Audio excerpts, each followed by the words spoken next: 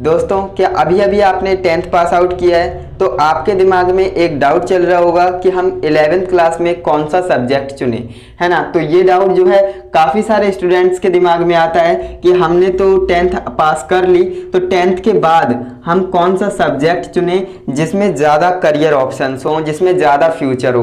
तो दोस्तों, आज की इस वीडियो में आप एंड तक बने रहिएगा।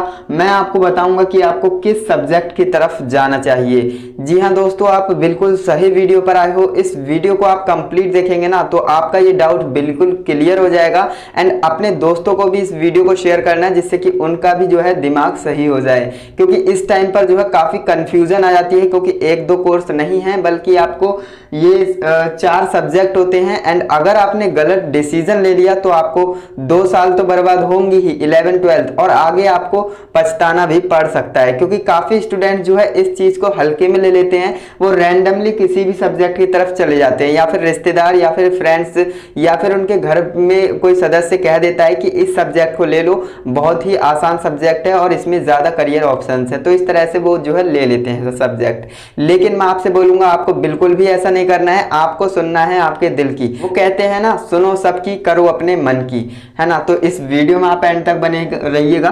तो यहाँ पर आप देखेंगे क्लास 10th के बाद हम कौन सा सब्जेक्ट चुनने वाले हैं, इस टॉपिक के ऊपर बात करने वाले हैं। तो यहाँ पर आप देखेंगे आपके पास 11th में, है ना, आप अब 11th में आ गए हो। सबसे पहले तो आपको कॉन्ग्रेचुलेशंस। एंड यहाँ पर आप देखेंगे 11th में आपके पास 4 स्ट्रीम्स होती हैं, है ना, science, mathematics, arts and commerce, है ना। तो ये जो है आपके पास 4 स्ट्रीम होती हैं। एंड आपको किस स्ट्रीम की तरफ जाना है ये सबसे पहले आपको डिसाइड करना है। तो इसके लिए मैं आपसे सिंपल सा बोलूँगा कि आपने क्लास 10th तक पढ़ाई की है और अच्छे से की होगी, तो आपको जो है किसी सब्जेक्ट में अच्छे से इंटरेस्ट जाग गया होगा। यानी कि मैं आपसे पूछूंगा कि आपको सबसे बेस्ट सब्जेक्ट, है ना, सबसे अच्छा सब्जेक्ट कौन सा लगता है जिसमें कि आप पूरा दिन पढ़ सकते हो उस सब्जेक्ट को, है ना। तो आप बोलेंगे या फिर मैं साइंस या फिर मैं मैथ्स पढ़ सकता हूँ, या फिर जो आप एसएसटी वगैरह होती है आपकी, या फिर ड्राइंग होती है। तो इस तरह से आप कई स्टूडेंट्स के अलग अलग सब्जेक्ट होंगे, है ना। ये ज़रूरी नहीं कि सभी सब्जेक्ट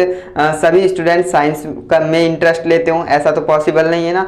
तो इसलिए मैं आपसे बोल रहा हूँ, आपको सबसे पहले ये पता लगाना है कि मुझे किस सब्जेक्ट में इंटरेस्ट है, मैं किस सब्जेक्ट को ज़्यादा से ज़्यादा पढ़ सकता हूँ। अगर आपने ये पता लगा लिया ना तो आपका यहीं पर डाउट सॉल्व हो जाएगा। कैसे? मान लीजिए आप साइंस को बहुत ही पसंद करते हैं, है ना, जो आपने क्लास 10th में साइंस पढ़ी है, फिजिक्स, केमिस्ट्री एंड बायोलॉजी, है ना। तो आपको अगर साइंस पढ़ने में मज़ा आता है, दिलचस्पी है, उस सब्जेक्ट को आप पूरे दिन पढ़ सकते हो, तो डेफिनेटली आपको क्लास 11th में साइंस सब्जेक्ट की ओर जाना चाहिए। एंड फ्रेंड्स, ये सबसे बेस्ट तरीका है आपको सब्जेक्ट चुनने का। अगर आपको किसी सब्जेक्ट में, किसी पर्टिकुलर सब्जेक्ट में इंटरेस्ट है तो आप डेफिनेटली उसी सब्जेक्ट की तरफ जाइएगा। अब ऐसा तो है नहीं कि आपको साइंस पढ़ने में इंटरेस्ट है 10th क्लास तक और आपने जो है कॉमर्स ले लिया या फिर आर्ट्स ले लिया, तब तो गड़बड़ है भाई। तो इसीलिए मैंने आपको बोला कि आपको जो है सबसे पहले अपना इंटरेस्ट फाइंड करना है। यहाँ पर मैं लिख देता हूँ,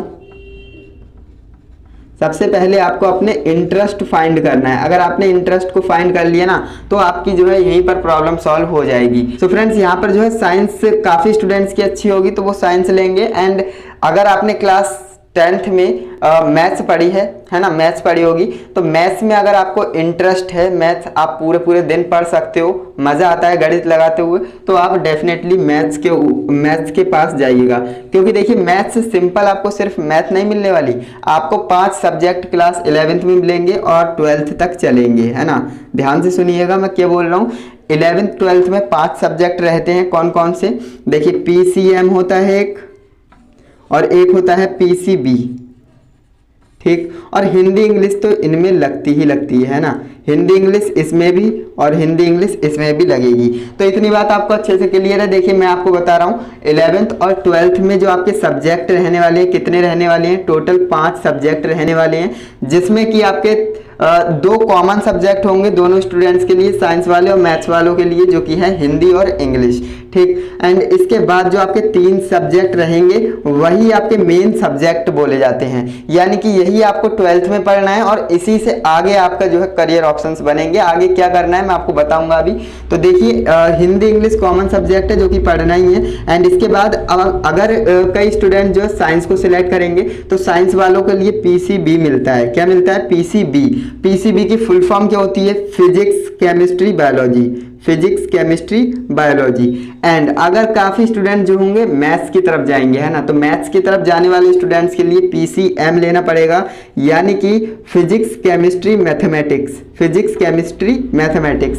हालांकि यहाँ पर फिजिक्स केमिस्ट्री इनको भी सेम पढ़नी है और फिजिक्स केमिस्ट्री मैथ्स वालों को भी सेम पढ़नी रहती है, लेकिन एक सब्जेक्ट है जो कि बिल्कुल डिफरेंट होता है फ्रेंड्स, एक सब्जेक्ट है जो कि बिल्कुल डिफरेंट होता है, जो कि है बायोलॉजी और मैथ्स, है ना, बायोलॉजी और मैथ्स। यही जो है आपके स्ट्रीम को डिफाइन करते हैं, यानी कि अगर आप पीसीबी लेते हो तो आप बायो के स्टूडेंट्स कहलाते हो, अगर आप पीसीएम लेते हो तो आप मैथ्स के स्टूडेंट कहलाते हो।